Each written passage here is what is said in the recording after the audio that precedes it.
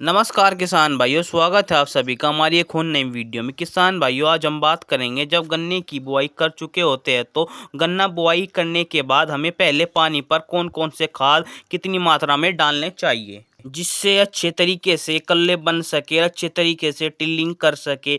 अब हम अपने गन्ने की फसल को पहला पानी देने वाले हैं, लेकिन पहले पानी देने से पहले हम इसमें कौन कौन सी खाद डालने वाले हैं उसके बारे में संपूर्ण जानकारी मैं आपको देने वाला हूं। दूसरी मुख्य बात किसान भाइयों, कुछ किसान भाई घास के लिए खेत के अंदर घास को नष्ट करने वाली स्प्रे कर देते हैं, जिससे हमारे गन्ने की फसल में कल्लों की संख्या में उस पर दुष्प्रभाव पड़ता है। इसलिए हमें दवाई का स्प्रे नहीं करना चाहिए, निराई गुड़ाई करनी चाहिए। किसान भाइयों, निराई गुड़ाई से हमारे गन्ने की फसल के अंदर कल्लों का निर्माण होता है, क्योंकि किसान भाइयों निराई गुड़ाई हमारी फसल को सबसे अधिक लाभ मिलता है। दूसरी बात, अगर आपने किसी भी खरपतवार का स्प्रे कर दिया है तो जहां आपको एक पौधे से 9 से 10 कल्ले मिलने वाले हैं, वहां पर मात्र 3 से 4 कल्ले निकलेंगे। अगर आपने किसी खरपतवार का अपनी गन्ने की फसल के अंदर स्प्रे कर दिया है तो किसान भाई, और जो कल्ले निकलेंगे वो भी काफ़ी कमज़ोर दुबले पतले निकलेंगे। इसलिए किसान भाइयों, अधिक कल्लों के लिए खेत के अंदर निराई गुड़ाई आवश्यक होती है,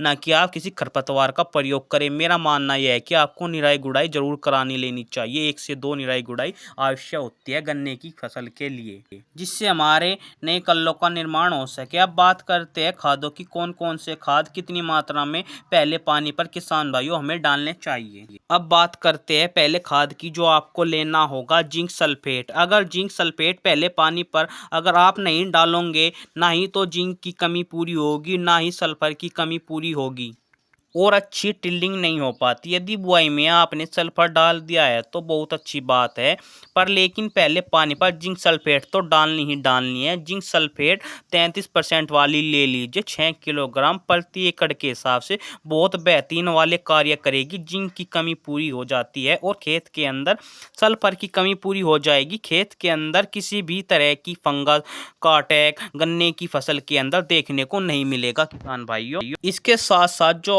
आपको लेना है किसान भाइयों, इप्पो की सागरिका आती है। जरूरी नहीं है कि आपको सागरिका ही डालनी है, आप बायोविटा भी डाल सकते हैं, धनजाइम गोल्ड भी डाल सकते हैं। किसान भाइयों, इन तीनों में से आप कोई सी भी डाल सकते हैं, लेकिन किसान भाइयों मैं तो सागरिका का प्रयोग करता हूँ, और सागरिका की मात्रा किसान भाइयों 10 किलोग्राम प्रति एकड़ के हिसाब से अपने गन्ने की फसल में डालता हूँ, और बहुत अच्छा रिजल्ट देखने को मिलता है। आप वीडियो के माध्यम से खेत में नज़र भी आ रहा होगा आपको।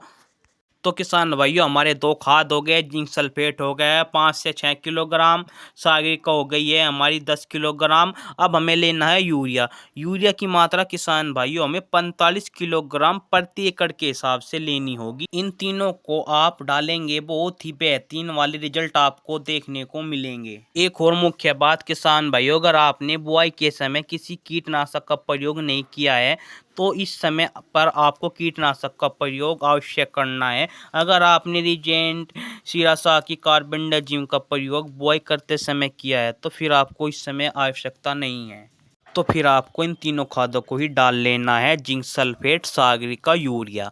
और किसान भाइयों, एक मुख्य बात याद रखनी है, जब भी आप खाद डालेंगे तो गन्ने की बिल्कुल लाइन में डालना है, इनकी जड़ों में खाद डालना है, ताकि हमारे गन्ने की फसल डायरेक्टली उससे पोषक तत्व ले सके। और किसान भाइयों, जैसे ही आपने शाम को खाद डाला है तो सुबह को तुरंत पानी लगा दीजिए किसान भाइयों। फिर रिजल्ट देखिए आप, गन्ने के अंदर 8 से 9 कलियां निकलेगी, हमारा गन्ना बढ़तवार करेगा, टिल्डिंग करेगा।